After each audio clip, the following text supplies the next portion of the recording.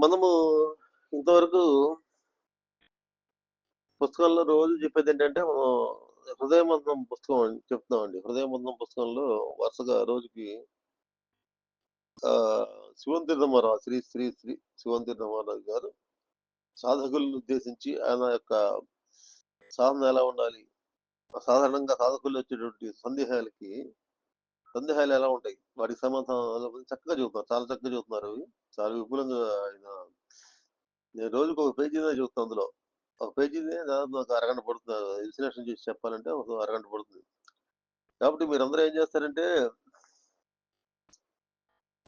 దానికి ఛానల్‌లో వచ్చేవన్నీ వరుసగా చూడండి. ఇది మీరు వాట్సాప్‌లో వచ్చేవి ఎక్కువ రోజులు ఉండకపోవచ్చు. ఎందుకంటే డిలీట్ అయిపోతుంటాయి కాబట్టి, అందులో ఛానల్‌లో ఉంటే ఎప్పుడూ ఉంటాయి. కాబట్టి ఇవన్నీ సాధనకు పనికొచ్చేటటువంటి ఆయన విధానాలన్నీ అందులో ఆయన అందరు సాధన అంటే ఏంటంటే ప్రతి ఒక్కళ్ళు సాధన అంటే ఏమనుకుంటారంటే, మనసుతోటి చేసేదే సాధన అనుకుంటారు. అంటే అంతే కదా! మనసు పెట్టి ప్రాణాయామం లేకపోతే ఇంకా మంత్ర జపం ఏదైనా మనసుతోటే చేస్తుంటాం. అంతే కదా! మనం ప్రతి ఒక్కరు చేసేది మనసే. మనసును ఉపయోగించే చేస్తుంటారు. కాబట్టి మనసును ఉపయోగించే సాధనలన్నింటిని ఏమన్నారంటే దాన్ని అణవి సాధనలు అని చెప్పన్నారండి. అంటే దాని యొక్క శక్తి ఎంత అంటే మనం చేసేది అణువుతోటి సమానం అంతే అది. మనసుతో చేసే సాధనలన్నీ కూడా మిమ్మల్ని లక్ష్యానికి మన ఆధ్యాత్మిక లక్ష్యం అనేది చాలా ఉన్నతమైనదనమాట. మామూలు లక్ష్యాలైతే ఇప్పుడు మామూలుగా చిన్న చిన్న ఉద్యోగాలు వాటికైతే వృత్తి విద్యలు గాని లేకపోతే ఏమన్నా ఉద్యోగం కోసం చేసే చదువులు గాని అవన్నీ అయితే మనసుతో చేయొచ్చండి అవన్నీ. మనసుని కాన్సంట్రేషన్ చేసి మనసును ఏకాగ్రపరిచి అవన్నీ చేయొచ్చు. సంగీతం నేర్చుకోవటం లేకపోతే డాన్స్ నేర్చుకోవటము, కళలు అన్నమాట. పాటలు పాడటం ఇవన్నీ ఏంటంటే ఇవన్నీ వీటన్నిటికి మనసు ఏకాగ్రతతో చేస్తే సరిపోతుంది. మనసుని ఏకాగ్రపరిస్తే సరిపోతుందన్నమాట. కానీ మనం వెళ్తుంది ఏ మార్గం అంటే ఆధ్యాత్మిక మార్గంలో ఇన్నర్ జర్నీ మొదలుపెడతాం. ఇన్నర్ జర్నీ మొదలుపెట్టాలంటే మనసుకి లోపలికెళ్ళి అంత సూక్ష్మ స్థాయిల్లోకి వెళ్లి పరిశీలించే శక్తి మనసుకు లేదు. మనసు ఏం చేస్తుందంటే మనసు ఎంతవరకు బాహ్యంగా కనబడే ప్రపంచంలో వస్తువులు చూస్తుంది తప్పితే మనకి ఏది అలవాటు మన మనసుకి బాహ్యంగా ఉన్నటువంటి వస్తు ప్రపంచంలో ఉన్నటువంటి వైవిధ్యాలను చూస్తుంది. మనుషుల వైవిధ్యాలు చూస్తుంటుంది. రకరకాల అనుభవాలు పొందుతూ ఉంటుంది. బాహ్యంగా చూడటమే అలవాటు మనసుకి. అంతర్ముఖత అనేది మనకి మొదటి నుంచి అలవాటు లేదు మనసుకి. మనసు అంతర్ముఖం లోపల ఏం జరుగుతుంది వీటన్నిటికి మూలం ఏంటని చెప్పేసి ఎవరు అటువైపు చూడరు. ఎందుకని ఇంద్రియాలు పరిధిలో ఉంటారు ప్రతి ఒక్కళ్ళు అనమాట. ఇంద్రియాలకి అంతర్ముఖత రాదండి. అది ఇంద్రియాల కంటే చూడటం కోసం వచ్చినాయి. బయటకు బాహ్యం చూడటం కోసం ఈ ఇంద్రియాలు సృష్టించబడ్డాయి. బాహ్యంగా ఉన్నటువంటి ప్రపంచంలో జరుగుతున్న సంఘటనలు చూడటానికి వాటి యొక్క అనుభవం పొందడానికి ఇంద్రియాలు సృష్టించబడ్డాయి. వాటి వాటి గమనం ఎప్పుడు బయటకే ఉంటుంది. ఇంద్రియాలు ఎప్పుడు కూడా కళ్ళు బయటకే చూస్తుంటాయి. అట్లాగే చెవులు బయట శబ్దాలను వినడానికే ఉన్నాయన్నమాట. అది స్పర్శ, చర్మం, అట్లాగే రుచి, నాలిక. ఇవన్నీ ఏంటంటే వీటన్ని ప్రపంచంలో జరుగుతున్నటువంటి విషయాలు తెలుసుకోవడానికే ఆ ఇంద్రియాలు దాని ఒక పరికరాలుగా మనసుకు ఉన్నటువంటి పరికరాలు అనమాట అవన్నీ. కాబట్టి మనసు ఏం చేస్తుంది? మనసు ఇంద్రియాల సహాయంతోటి బయటికి దూకులు అది బయటకే చూస్తుంటుంది తప్పితే దానికి అంతర్ముఖత అనేది అలవాటు కాదు. బయట తిరగటం అలవాటైంది బాగా. బయట చాలల్లో తిరుగుతున్న పశువు ఉంటుందండి. అది వదిలేస్తే ఏం చేస్తుంది? ఎక్కడ గడ్డి కనపడుతుంటే అక్కడ పరిగెత్తుంది అది. అంటే మనసు ఏంటంటే ఎక్కడ ప్రపంచంలో ఎక్కడ విచిత్రంగా కనిపించి ఏది రకరకాల వైవిధ్యాలు ఉన్నాయి కదా! అన్ని వైవిధ్యాలు చూడటానికి అలవాటు పడుతుందది. రకరకాల రోజు కొత్తది కావాలి దానికి. వెరైటీస్ కావాలి. ఒకటే సినిమా చూడమంటే చూస్తాం మనం ఎవరన్నా చూడం కదా! ఒక సినిమా చూస్తాం తర్వాత వెరైటీ ఇంకో కొత్త పిక్చర్. అట్లా రకరకాలు. క్రైమ్ పిక్చర్‌లు కావాలి. రకరకాల కథలున్న కొంతమంది ఇష్టపడతారు. అట్లా రకరకాలనమాట. ఎప్పుడూ ఒకటే పిక్చర్ చూపిస్తే చూస్తారా? చూడరు కదా! అట్లాగే ఏంటంటే మనసు బాహ్యంగా ఉండేటువంటి ప్రపంచ పరిస్థితులలో ఉన్న వైవిధ్యాలను చూస్తుందన్నమాట. రకరకాల వెరైటీస్ చూస్తుందన్నమాట. వెరైటీస్‌కి అలవాటు పడుతుంది. ఒక ఫుడ్ ఉంది. రకరకాల ఒకే ఫుడ్ తినమంటే ఎవరైనా తింటారా? ఒకే ఆహారం తీసుకొని రోజు ఒకటే ఆహారం పెడతామండి. రోజు పప్పన్నము, పప్పు, చారు ఏసి పెట్టామనుకోండి. వాడి లైఫ్ అంతా నిస్సారంగా ఉండదు. దానికేంటి వెరైటీస్ కావాలా? రకరకాల రుచులు, టేస్ట్‌లు. ఓ రోజు ఫైవ్ తీసుకురావాలి ఒకరోజు. ఇట్లా రకరకాలుగా చేస్తే మనం సంతోషంగా గడుపుకోవాలి, సంతోషంగా ఉంటాం. అంటే ఇంద్రియాల పరిధిలో ఉన్నంత వరకు మనిషిలో ఏంటంటే ఈ రకాల ప్రపంచమే కనపడుతుందండి. ప్రపంచంలో పరిస్థితుల్లో చూస్తుంటాడు తప్పితే ఈ ప్రపంచానికి మూలంగా ఉన్నటువంటి ఈ ప్రపంచం ఏర్పడటానికి మూలమైనటువంటి ఆ శక్తుల గురించి వాడికి అవగాహన ఉండదు అన్నమాట. మూలశక్తి ఏది? ప్రపంచాన్ని ఏర్పడటానికి మూలశక్తి వీటన్నింటికి మూలశక్తి ఏదండి? ప్రపంచంలో ఈ ఇన్ని రకాల వృక్షజాలం, జంతుజాలం ఇవన్నీ వర్ధిల్లుతున్నాయంటే దేని కారణంగా వర్ధిల్లుతున్నాయి? సూర్యచంద్రుల ద్వారా. సూర్యచంద్రులు మన ప్రకృతి ద్వారా, ప్రకృతి పంచభూతాలందరూ అగ్ని, వాయువు ఇవన్నీ ఉండబట్టి పృథ్వీ ఉండబట్టేది ఇక్కడ జీవనం సాగుతుంది. నేల లేకపోతే మనకు ఆహారం ఎక్కడి నుంచి వస్తుందండి? అంటే గాలి లేకపోతే మనిషి బతకగలడా? నీళ్ళు లేకపోతే మనిషి బతకగలడా? వీటన్నిటిని సృష్టించింది ఎవరు? భగవంతుడే. భగవంతుడి గురించి మనం ఇంత సృష్టి చేసి ఇంత బతకడానికి ఈ శరీరంలో ఉంది కూడా 70% నీళ్ళే ఉన్నాయి, వాయువు ఉంది, అగ్ని ఉంది. కాబట్టి పంచభూతాలు శరీరంలో కూడా పనిచేస్తున్నాయి. ఆకాశం ఉంది, హృదయంలో ఆకాశం ఉందన్నమాట. ఇట్లా ఈ ఆకాశము, అగ్ని, వాయువు, జలము, పృథ్వీ ఇవన్నీ పంచభూతాలు ఉంది మన శరీరంలో ఉంటున్నాయి. తర్వాత మళ్ళీ బయట ప్రపంచాన్ని కూడా నడిపిస్తున్నాయి. మరి ఈ శక్తి అంతా మనకు సమస్త శక్తులు ఎక్కడి నుంచి వస్తాయంటే భగవంతుడి నుంచి వస్తాయి. ఇవన్నీ ఎవరు మనిషి తయారు చేసినవి కాదండి. ఇవన్నీ నువ్వు నేను మన తల్లిదండ్రులు తయారు చేసినా కదా. ఇదంతా భగవత్ సృష్టి, ఇదంతా భగవంతుడి యొక్క సృష్టి అనమాట.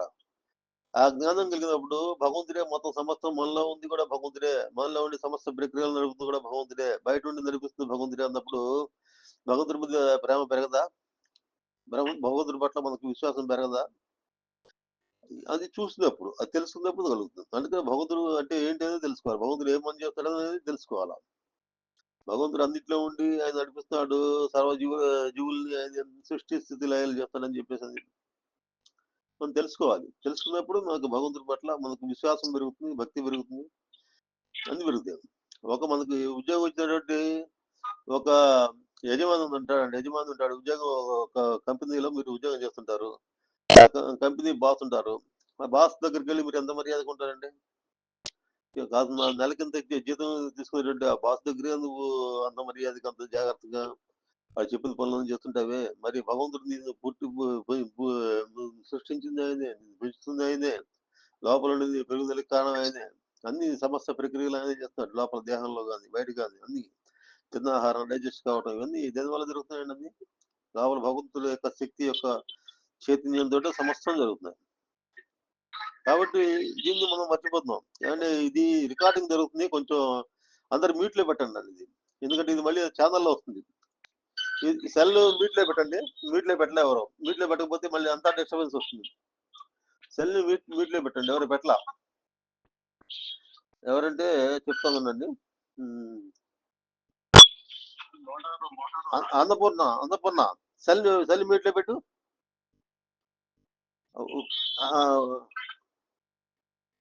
అక్కయ్య గారు మీరు కూడా సెల్ మ్యూట్ లో పెట్టండి. సెల్ మ్యూట్ లో పెట్టండి. అక్కయ్య గారు, అన్నపూర్ణ సెల్ మ్యూట్ లో పెట్టండి. మ్యూట్ లో పెట్టకపోతే మీకు వీలు పడకపోతే డిలీట్ పక్క వచ్చేసేయండి. శబ్దాలు రాకుండా ఉంటే బాగుంటుంది, రికార్డింగ్ బాగుంటుంది, నాకు డిస్టర్బెన్స్ లేకుండా ఉంటుంది. అక్కగారు మీరు పెట్టలా? సెల్ మ్యూట్ లో పెట్టండి. మాధవి మీ అత్తగారికి చెప్పు సెల్ మ్యూట్ లో పెట్టమని చెప్పు. మాధవి సరే అదండి. కాబట్టి మనం అంతవరకు వచ్చేప్పుడు కాబట్టి సమస్తం చేసేది ఏంటంటే భగవంతుడు చేస్తాడు. భగవంతుడు యొక్క చైతన్యం సమస్తం అన్ని పనులు చేస్తుంది. మాధవి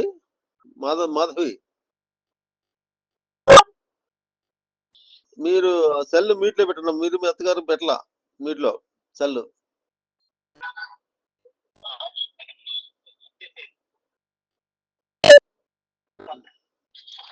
సరే మీరు ఒక్కటి గుర్తుపెట్టుకోండి అమ్మా. ఎవరు సత్సంగానికి అటెండ్ అయినా కూడా మీరు సెల్ మ్యూట్ లో పెట్టుకుంటే బాగుంటుంది. లేదంటే సత్సంగాలు ఇది చేసేది డైరెక్ట్ రికార్డ్ చేసి పెడతాము. ఉమ్, కాబట్టి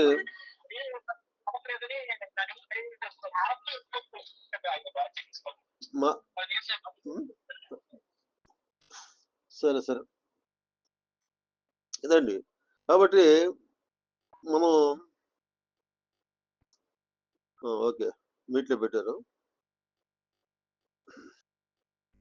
సరే మనం ఇది అండి. మనం బ బ ఆహ్, సమస్తము చేస్తున్నది ఎవరండి? భగవత్ శక్తి. మొత్తం భగవత్ చైతన్యం మొత్తం సమస్తం సృష్టిలో జరుగుతున్న సమస్తం మనకు ఎదురుగా మన బాహ్య ప్రకృతి భగవంతుడే నడుపుతున్నాడు.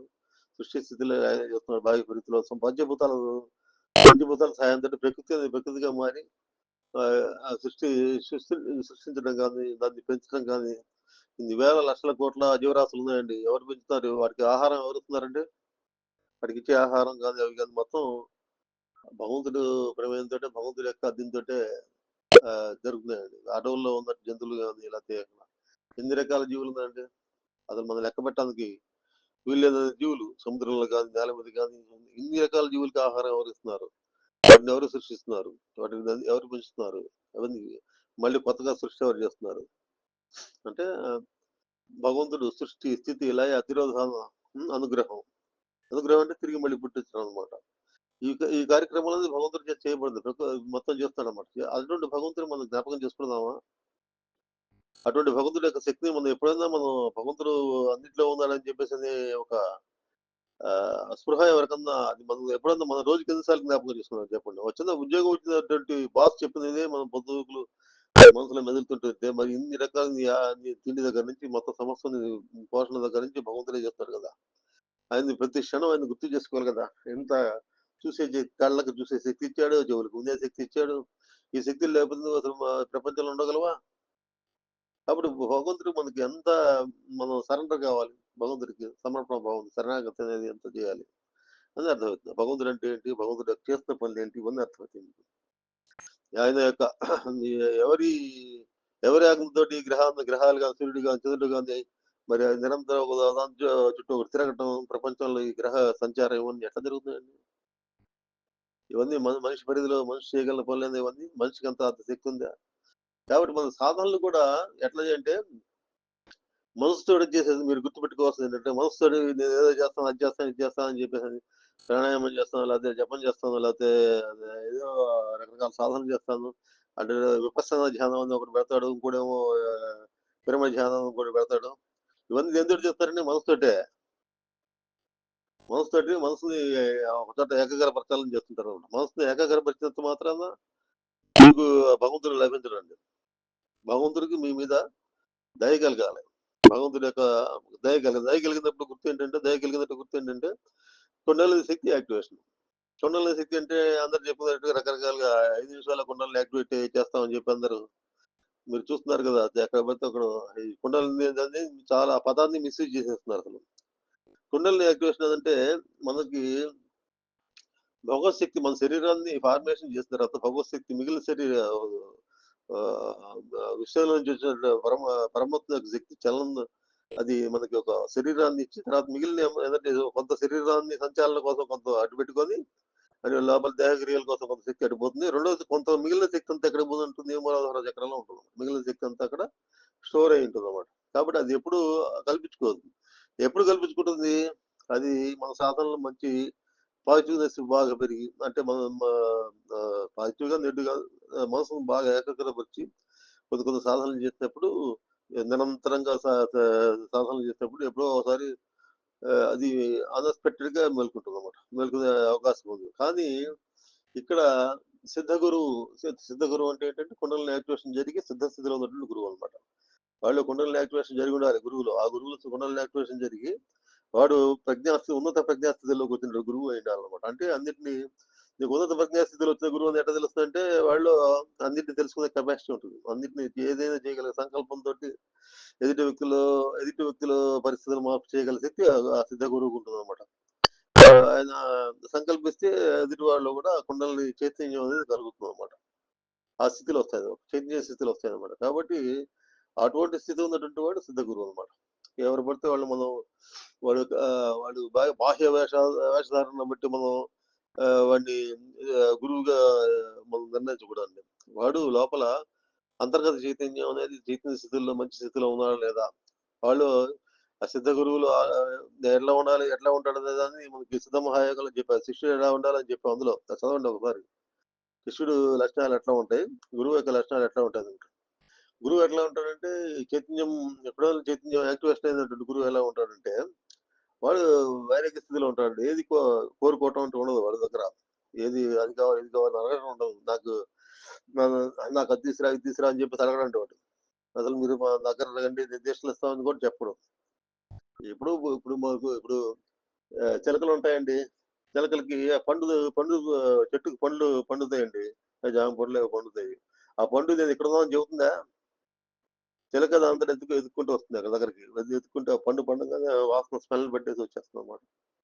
అట్లాగని ఏంటంటే సద్గురువు దగ్గరికి సద్గురువు శిష్యుడు పరిపక్వ స్థితిలో ఉన్నప్పుడు సద్గురువు వెతుకున్న దగ్గరికి వచ్చేస్తాడు. నువ్వు వెళ్ళి సద్గురువు కోసం ఎతకాల్సిన పని లేదు. ఆ సద్గురువు ఏదో ఒక రకంలో కాంటాక్ట్ లోకి వస్తాడు అనమాట. ఈ ప్రక్రియతో చేసేది ఎవరండి? భగవంతుడు చేస్తాడు అన్ని. ఏ చైతన్యం అయితే నీలో పనిచేస్తుందో నీలో ఉన్న ఆలోచనలో ఆలోచనలో ఆ, మంచి మార్గం చెడు వైపు చెడు మార్గం చెడు ఆలోచనలు కూడా భగవంతుడే. ఆలోచనల రూపంలో కూడా ఉండేది కూడా భగవంతుడే.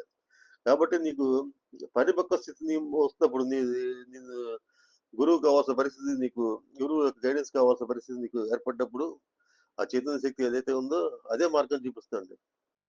ఎవరో వీళ్ళు అందరూ అన్నట్టుగా ఒక ఛానల్ మామూలుగా రకరకాల ఇవి పెట్టి యూట్యూబ్ లో కానీ ఫేస్బుక్ లో కానీ పెట్టేసి ఫ్రీ కుండలని యాక్టివేషన్ అనేది అందరూ పెడుతున్నారండి. అది తప్పది.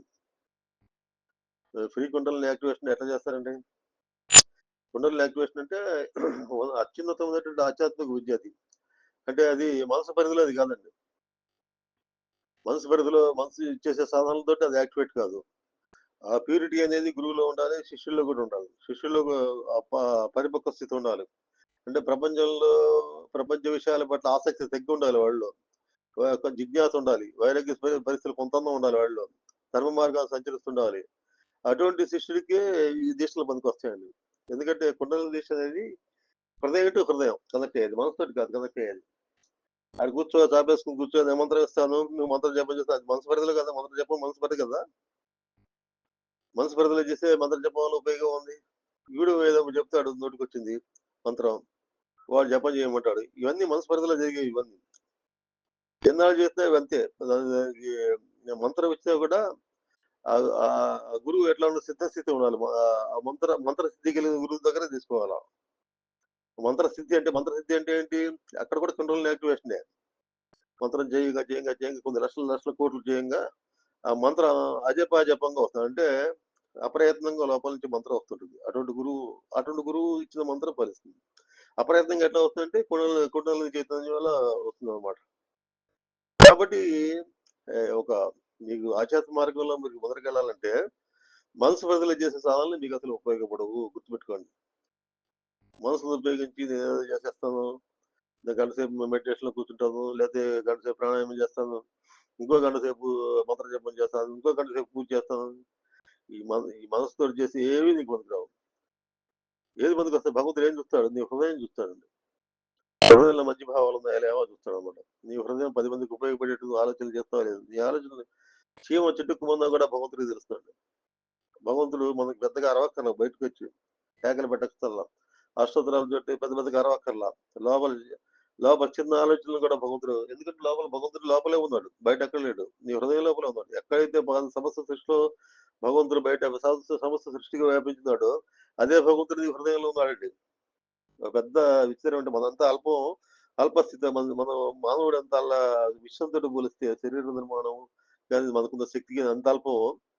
అంత ఇంకో విచిత్రం ఏంటంటే ఇంత అల్పమైన దాంట్లో కూడా భగవంతుడు ఉన్నాడు. అల్పమైనటువంటి జీవుల్లో కూడా భగవత్ శక్తి ఉంటేనే పనిచేస్తాడు మనిషి. కాబట్టి దాన్ని నువ్వు గుర్తించాలి. నువ్వు గుర్తించకుండా శరీరం నేను అనుకొని చేస్తుంటే ఏమవుతుంది? నువ్వు శక్తి లిమిట్ అవుతుంది అనమాట. లోపల అనంతమైనటువంటి చైతన్య శక్తి లోపల ఉంది. ఆ భగవంతుడికి మనం లక్షణాలు ఏవైతే ఉన్నాయో ఆ శక్తి నీకు బయటికి రావాలంటే ఏం చేయాలండి? లోపల ఉన్నటువంటి భగవత్ శక్తిని బయటికి తీసుకురావాలంటే భగవంతుడి లక్షణాలు ఏవైతే ఉన్నాయో అవి నువ్వు అడాప్ట్ చేయాలన్నమాట. ఆ సహనం, ఓర్పు, దయ, ప్రేమ, క్షమ ఈ గుణాలు ఏవైతే ఉన్నాయో భగవత్ లక్షణాలు అవన్నీ దైవీ గుణాలు అంటారు వాటిని. అసురీ గుణాలు, దైవీ గుణాలు అని 2 గుణాలు ఉంటాయన్నమాట. అసురీ గుణాలంటే ప్రపంచం వైపు తీసుకెళ్ళే అసురీ గుణాలు. అందులో రాగం, ద్వేషం ఇవన్నీ ఉంటాయన్నమాట. రాగం, ద్వేషం, స్వార్థం, తర్వాత అరిషడ్ మొత్తం ఉంటాయన్నమాట. అంటే కామం, క్రోధం, లోభం, మోహం, మదం, మాత్సర్యం. అదొక ఒక ఒక లైన్. అది అది ప్రపంచం పట్ల మనసుని ఇంకా అక్కడ పోయి ఇంకా ఏదో ఉంది పోయి తెలుసుకో, అనుభవించు అని చెప్పేసి ప్రపంచంలోకి లాగుతుంటాయి అసురీ గుణాలు. ఇవి దైవ గుణాలు ఏం చేస్తాయంటే క్రమక్రమంగా నీకు అంతర్ముఖతని తీసుకొస్తాయి. ఇక సహనం గాని, ఓర్పు గాని, దయ గాని, ప్రేమ గాని, క్షమ గాని ఈ గుణాలు ఏంటంటే నీలో నీలో అంతర్ముఖత అంటే హృదయాన్ని కనెక్ట్ చేస్తాను. అంతర్ముఖత అంటే ఏం లేదు. హృదయం కనెక్ట్ కావటమే. నీకు హృదయం వేరు, మనసు వేరండి. మనసు నీకు అంతకుముందు చాలా సార్లు చెప్పాను. మనసుతోటి మనం ఏం చేస్తుంటే మనం ఉద్యోగాలు చేస్తుంటాం, మాట్లాడుతుంటాం, మరి అన్ని కార్యక్రమాలను మనసుతోటి చేస్తుంటాం అన్ని. మనసు ఉండాలి. మనసు మరి లౌకిక వ్యవహారం చేయాలంటే మనసు ఉండాలి కదా. ఇప్పుడు వంట చేయాలి, చేసే విధానం తెలిసి ఉండాలి. బియ్యం కడుక్కోవటం, పెట్టుకోవటం, ఇప్పుడు దించటం అవన్నీ చేయటం చేయాలి కదా. అవన్నీ చేసుకోవాలి. మనసుతోటి చేసే పనులు ఉన్నాయి. హృదయంతో చేసే పనులు కూడా ఉందండి. ఎప్పుడు మనసు పరిధిలో ఉంటే ఏమవుతుందంటే మనసు పరిధిలో ఉంటే నీకు అనుభూతులు ఉండవండి. మనసు పరిధిలో చేసేటువంటి పనులకి అనుభూతులు ఉండవు. అన్ని రొటీన్ గా పొద్దుగులు ఒకటే పని చేస్తాం అని విసుగ్గా చేస్తాం అనమాట. ఆ చేసే పనులకి అనుభూతులు హృదయం మిక్స్ చేసాం అనుకోండి, శ్రద్ధ దాన్ని పనులకి హృదయాన్ని ఎట్లా కనెక్ట్ చేయాలండి? ఆ శ్రద్ధ, ప్రేమ తోటి చేసే పని ప్రేమగా చేసినప్పుడు కానీ, శ్రద్ధగా చేసినప్పుడు కానీ హృదయం కనెక్ట్ అయింది. తెలుసుకొని చేసినప్పుడు కానీ, అది ఎదుటివాడి యొక్క మనస్థితిని తెలుసుకొని చేసే ప్రవర్తించడం కానీ ఇవన్నీ ఏంటంటే నీకు హృదయాన్ని కనెక్ట్ చేస్తాయి అనమాట. మన నిజ జీవితంలో అది ఉండాలా. ఎంతసేపటికి యాంత్రికంగా చేయడం కాదండి. యాంత్రికంగా మనం పనులు చేసుకున్నంతకాలం మనం ఆధ్యాత్మికంగా పురోగతి రాదు. చేసే ప్రతి పని మనం శ్రద్ధగా ప్రేమ అనేది ఏమిటంటే శ్రద్ధ ప్రేమలు అనేది ఏమిటంటే నీకు చేసినప్పుడు ఆ లోపల మనోగత భావాలు కనెక్ట్ అవుతాం. మన మనసుకి భావాలని ఆ, భావాలు మనోగత భావాలు ఉంటాయి, హృదయగత భావాలు ఉంటాయి అనమాట. దానికి కూడా మనసే కారణం. కాబట్టి మనసుని కేవలం మనం యాంత్రికంగా ఉపయోగించకుండా, యాంత్రికంగా బాహ్యమైన పనులన్నిటి చేసుకోవడానికి దానికే ఉపయోగించకుండా, దానిలో మనం మన మనోగత భావాలు మిక్స్ చేయాలి అందులో. ఇప్పుడు మనకి ఆ, బయటికెళ్ళి డబ్బులు సంపాదించుకొస్తామండి. సంపాదించి ఉద్యోగం చేసి డబ్బులు సంపాదిస్తాం. దేనికి ఉపయోగిస్తామండి? మన భార్య బిడ్డలకి వాళ్ళు తృప్తిగా తింటుంటాం చూసామనుకోండి, అది అనుభూతి రాదు. మనం సంపాదించుకుంది మన వాళ్ళ భార్య బిడ్డలు సంతోషంగా ఉన్నారు, వాళ్ళు తిని హ్యాపీగా ఉన్నారని చెప్పంటే అతృప్తి ఎక్కడ ఉంటుందండి? మనసులోనే ఉంటుంది. అది హృదయంలో అనమాట, హృదయం అనమాట. అదే మన వాళ్ళందరికీ మన స్నేహితులందరికీ కూడా సాయం చేయగలిగాం అనుకోండి, ఇంకా తృప్తిగా ఉంటుంది. అట్లాగే ప్రకృతిలో ఉన్నటువంటి జీవులందరికీ మీరు ఎదుగుతున్న కొద్ది ఏమవుతుందంటే మనుషులు హృదయం కథకు ఎత్తున్న కొద్ది ఏమవుతుందంటే ఆ సహాయం చేయటం అనేది, ప్రేమ చూపించడం అనేది ఆ ఫ్యామిలీ వరకు లిమిట్ కాదండి. సంఘం, తర్వాత దేశము, తర్వాత ప్రపంచంలో ఉన్న ప్రతి సమస్త జీవులకి అది లింక్ అవుతుంది. ప్రేమ భావం అనేది అలా పెరుగుతూ పోతుంటుంది అనమాట. కాబట్టి ఆ ప్రేమ విశ్వజనీయం కావటమే యోగ స్థితికి తీసుకెళ్తాం. యోగ స్థితిలో ఉన్న అత్యున్నతమైన స్థితి ఏంటంటే ప్రేమ. రాధాకృష్ణుల ప్రేమ మనం చూస్తుంటాం. మామూలుగా సీరియల్స్ వస్తుంటాయి టీవీల్లో వాటిలో. రాధాకృష్ణుల ప్రేమ ప్రేమ అనమాట. హృదయగతంగా ఉంటుంది అది ప్రేమ. మామూలుగా లౌకికమైనటువంటి ఒకళ్ళకొకళ్ళ అవసరాలు తీసుకోవడానికి ఒక చోట చేరటం కదండి, అది హృదయం అనమాట. అవతలవాడు అవతలవాడు ఏం చేస్తాడు, ఎట్లా వాడు వాడికి ఏ పని చేస్తే వాడికి మంచిది అన్నట్టుగా ఒకళ్ళనొకళ్ళు వాళ్ళ సుఖంగా ఉంటారని చెప్పేసి ఒకళ్ళు అతని దగ్గరగా ప్రతి క్షణం దగ్గర హృదయగతంగా ఉండి ఏం ఆశించకుండా వాళ్ళు ఆ ఆ ప్రేమ ఉందని చూసారు. అది అంటే హృదయగతం ప్రేమ ఏంటంటే దానికి ఇవ్వటమే ఉంటుంది. వాడికి ఏం కావాల్సిన చూస్తుంటారు అనమాట. ఇప్పుడు కృష్ణుడికి ఏమన్నా అవసరం అనుకోండి, రాధ ఎమ్మడి తెలిసిపోతుంది ఆమెకి, హృదయానికి అర్థమవుతుంది ఇది కృష్ణుడు ఇక్కడ బాధపడుతున్నాడు, మనకి ఎమ్మడి సహాయం చేయాలని చెప్పి. అట్లాగే రాధ కష్టపడుతున్నా కూడా వెంబడి కనెక్షన్ హృదయం టు హృదయం అనమాట. ఆ కనెక్షన్ కూడా ఉంది. మనం ఎంతసేపు మనసుతోటే, మనం ఎందుకంటే మన శక్తి లిమిట్ ఎందుకు మనసుతోటి, మనసుకి అంత శక్తి లేదు. ఇతరుల భావాలను గ్రహించే శక్తి లేదు. ఇతరుల గురించి తెలుసుకునేటువంటి శక్తి మనసుకు లేదండి. ఒక హృదయానికే ఉంది. హృదయం యాక్టివేట్ అయితే, హృదయ కేంద్రం యాక్టివేట్ అయితే మీ సమస్తం ఎదుటి వ్యక్తిని కంప్లీట్ గా మీరు ఏ స్థితిలో ఉన్నాడు, వాళ్ళ భావాలన్నింటిని అర్థం చేసుకునే కెపాసిటీ వస్తుంది. మనం హృదయాన్ని ఎప్పుడన్నా వాడుతున్నాం అసలు? ఏ పనికైనా వాడుతున్నామా? మనం మనిషిసేపటికి మనసు పనిలో ఉంటే మనం సాధన చేస్తుంటాం. సాధన చేసేటం కూడా ఇవాళ గంట సేపు చేయాలి, రేపు ఇంకో గంట పెంచుదాం అని చెప్పి అనుకుంటారు తప్పితే, ఆ సాధన దేనికోసం? మనం మనస్సుని స్ట్రెంగ్తన్ చేయటం, ఏకాగ్రత పరచడానికే సాధనలు అనమాట. మనసు ఎందుకు చెదిరిపోతుంది? మనసు చెదిరిపోవడానికి మనసు ఏకాగ్రం ఎందుకు కావట్లేదు? కోరికలు అనమాట, ఆసక్తి అనమాట. అటు పోదాం, ఇటు పోదాం, అది కావాలి, ఇది కావాలి అని చెప్పేసి కోరికలు, రకరకాల కోరికలు. కూర్చోగానే అక్కడికి వెళ్ళగానే అది తెచ్చుకుందాం, ఇది తెచ్చుకుందాం అని చెప్పి కోరికలు ఉంటాయి చూసారా? ఆ కోరికల వల్ల మనసు ఏకాగ్రత అనేది పోతుంది అనమాట. కాబట్టి మనం మనకు లభించిన దాంతోటే తృప్తిపడి, అంటే ప్రయత్నం చేస్తాం, ప్రయత్నం చేస్తాము, వచ్చి దానికోసం రాలేదని చెప్పి బాధపడటం అనేది ఉండకూడదు. భగవంతుడు ఎంత ఇస్తే అంత తీసుకోవాలి. ప్రయత్నం ఒక ఇంట్లో కూర్చోమని నేను అంటలేదు. బయటకు పోయినప్పుడు ఆ చేయటం అనేది, ప్రయత్నం అనేది చేయాలి. ప్రయత్నం చేసిన తర్వాత ప్రతిఫలం ఎంత వస్తే అంత తీసుకోవాలి. దాంతో తృప్తి పడాలి. తృప్తి అనేది ఉండాలి. ఆ తృప్తి లేని నాడు ఏమవుతుందంటే మీకు మనశ్శాంతి ఉండదు, సంతోషం ఉండదు, అనుభూతులు ఉండవు, ఏముండవు అనమాట. ఆ తృప్తి అనేది నీకు అనుభూతి లేదు. హృదయ తృప్తి, అనుభూతులు అనేది దేనికి సంబంధించినవి? హృదయగతం అది. ఒక ఆనందం, అనుభూతి. ఆనందం అనేది అనుభూతి. అంతేనా? బయటకు వస్తారు, ప్రకృతిని చూస్తారు, ఆనందపడతారు. అనుభూతి కదా అది. అది ఎక్కడిది? మనసులో లేదు అది. అక్కడ మనసు పని చేస్తుందా? మనసు పని చేస్తే నీకు వాడి వీడి గుర్తుకు రావాలి. అక్కడ మనసు అనేది పని చేయదు. హృదయమే కనెక్ట్ అయ్యేది. హృదయం కనెక్ట్ అవుతుంది కాబట్టి ఆనందం అనేది మీకు అక్కడ అనుభూతి కలుగుతుంది. అట్లాగే ఇతరులకు సహాయం చేశారు, ఏం ఆశించకుండా చేశారు, పబ్లిసిటీ లేకుండా చేశారు. ఒక జంతువుకి కానీ, పక్షికి కానీ ఆహారం పెట్టారు. ఆ సంతోషంగా హ్యాపీగా తింటుంటుంది. వచ్చి దగ్గరకు వచ్చి భయపడకుండా తింటుంది. నీకు ఎంత సంతోషం కలుగుతుంది? అనుభూతి అనమాట అది. ఒక చెట్టుని పెంచారు, అది చక్కగా పూలు, పండ్లు, అన్ని కాయలు కాస్తుంటుంది. చూస్తున్నప్పుడు ఈ చెట్టుని నేను పెంచాను, చక్కగా పూలు, కాయలన్నీ పెంచుతున్నాయని చెప్పి వస్తున్నాయని దీని నుంచి మనం చూసి, అది దాన్ని చూసినప్పుడు మీకు తృప్తి కలగదు, ఆనందం కలగదు. ఆనందం ఎక్కడిది? ఆనందం హృదయం ఉందమ్మా. హృదయానికి సంబంధించిన అనుభూతులు, అనుభూతులన్నీ హృదయంలో ఉన్నాయి. హృదయం అంటే ఆత్మ కేంద్రం అనమాట. ఆత్మని మీరు నిరంతరం అనుసంధానం కావాలి. నిజ జీవితంలో ఆత్మతో అనుసంధానం కావాలి. అంతేపటికి మనం ఇది చేస్తే లాభం ఏంటి, అది చేస్తే లాభం ఏంటి, ఇది చేస్తాం వల్ల వేస్ట్ గా మనం పని చేస్తాం అని చెప్పేసి అన్ని లాభ నష్టాలు మేనేజ్ చేసి చేయకూడదండి. అన్నిట్లో లాభం ఉంది, నష్టాన్ని ఆశిస్తూ ఇది చేస్తే మనకు ఉపయోగం లేదు. వీడితో మాట్లాడితే ఏం ఉపయోగం? వాడితోటి మాట్లాడితే కాస్త డబ్బులు వస్తాయి. వాడు వాడు వాడికి నెమ్మదిగా వాడితో మంచిగా ఉంటే వాడి వల్ల మేలు ఉంటుంది. ఈ ఆలోచనలు చేసేదంతా మనసు అండి. ఎటువంటి ఎటువంటి ఆలోచనలు చేయకుండా కేవలం సహాయం చేసేటువంటి నేచర్ ఏదైతే ఉందో అదే యజ్ఞకర్మలు అంటారు భగవద్గీతలో. యజ్ఞకర్మలు అనమాట. ఆ యజ్ఞకర్మలు ఎవరైతే చేస్తుంటారో వాళ్ళకి తృప్తి ఉంటుందండి. వాళ్ళు హృదయంతో కనెక్ట్ అవుతారు అనమాట. హృదయంతో కనెక్ట్ అయిపోయినప్పుడు అంటే ఆత్మతో కనెక్ట్ అవుతారు అనమాట. కాబట్టి మీరు ఆధ్యాత్మిక సాధనలో ముందుకు పోవాలంటే హృదయంతో కనెక్షన్ పెంచుకోవాలి మీరు. అంతేగాని నేను నిరంతరం జపం చేస్తున్నానండి. గురువుగారు ఏదో మంత్రం చెప్పారు. నేను రోజు గంట చేస్తాను, మంత్రం చేస్తాను. ఆయన ఏదో ఇంకాయన ఏదో ప్రాణాయామం ఇచ్చేసాడు. ప్రాణాయామం అవి నేర్పాడు. అవి గాలి పరీక్షలు చేస్తాను. ప్రాణాయామం ద్వారా కూడా చాలా మంది ఇది అయ్యారు. లేకపోతే ఒక పుస్తకం చదువుతుంటాను. భగవద్గీత రోజుకి ఒక అధ్యాయం చదువుతాను. ఒక ఈ అధ్యాయం చదివితే ఇది ప్రయోజనం అని చెప్పేసి రకరకాల రోజుకు ఒక అధ్యాయం చదువుతూ కూర్చున్నాం అనుకోండి.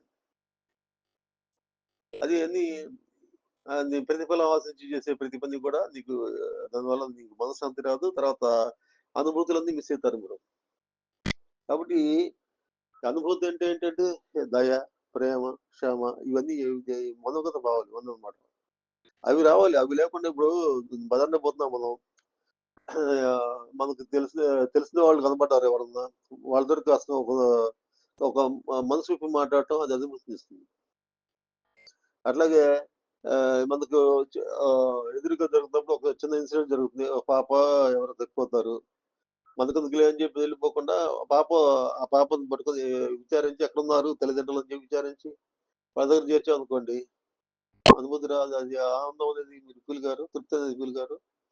కాబట్టి మనం బాహ్యంగా జరిగే సంఘటనలన్నీ దేనికోసం ఉంటాయండి? మీలో ఉన్నటువంటి ఆ లోపల ఉన్న అనుభూతుల్ని బయటికి తీసుకురావడానికి అనుకూలంగా ఆ సంఘటనలు జరుగుతుంటాయి. సంఘటన ఊరికే జరగదు. ఇవన్నీ చెడు జరుగుతుంది. ఎక్కువ చెడు ఉన్నాయి. మంచి సంఘటనలే జరిగితే బాగుంటుంది. ఈ చెడుని మరి అంతా భగవంతుడు లేనప్పుడు చెడు ఎందుకు జరుగుతాయని చెప్పంటారు. చెడు సంఘటనలు జరుగుతున్నప్పుడు దానికి నీవు ఎగనెస్ట్ గా నీలో ఉన్నటువంటి ఆ దైవ గుణాలు బయటకు రావాలి. చెడు జరుగుతుందని తెలిసినప్పుడు నువ్వు అందులో నీలో ఉన్నటువంటి దైవ గుణం లేదా దైవ గుణం ఎందుకు బయటకు రాదు? బయటకు తీసుకురావడానికి ఆ సంఘటన ఉపయోగపడాలన్నమాట. ఒక డబ్బులు లేనోడు ఉంటాడండి. నీలో దైవ గుణం ఉంటే వాడికి నిజంగా వాడు సఫర్ అవుతుంటే నీ దగ్గర ఉన్న డబ్బులు కొంత ఇస్తావు. కాబట్టి దయ అనేది బయటకు వచ్చిందా లేదా? వాడు ఉండబట్టే కదా దయ బయటకు వచ్చింది. అలాగే క్షమా గుణం. పిల్లాడు ఏదో చేస్తాడు, ఎరగొడతాడు, ఇంట్లో ఉన్న వస్తువులు పగలగొడతాడు. పసిపిల్లాడులే వాడు ఏం తెలియదు పాపం అని చెప్పేసి కాస్ట్లీ కావచ్చు ఆ వస్తువు. అయినా నువ్వు క్షమతోటి నువ్వు ఉండగలిగితే క్షమ గుణం బయటికి రావట్లా. కాబట్టి ఈ లోపల ఉన్నటువంటి ఏవైతే దైవ గుణాలు సూక్ష్మాతి సూక్ష్మం ఎక్కడో చాలా లోయల్లో ఉన్నట్టుంటాయి మనలో ఉన్న దైవ గుణాలు. అవి బయటకు రావు. బయటకు తీసుకొచ్చి వ్యక్తం చేయవు. ఎంతసేపటికి యాంత్రికంగా డబ్బులు సంపాదన, ఇంట్లో డబ్బులు సంపాదించి పెట్టడం, తర్వాత ఇల్లు వాకిలి కట్టుకోవడం, వీటి మీద ఉంటుంది. ఇల్లు వాకిలి కట్టుకోవడం, పిల్లలకి అవి ఇది చేయడం, పొద్దుకులు ఇవే తప్పితే అనుభూతులందరూ మిస్ అవుతున్నారు. అది గమనించుకోవాలి మీరు. హృదయగత అనుభూతులు అనేవి మళ్ళీ రావండి. అవి మీకు ప్రతి క్షణం భగవంతుడు ఇంత ఇంత పెద్ద ప్రపంచాన్ని ఎందుకు సృష్టించారండి? భగవంతుడు ఆయనకే పని పాటలేదా?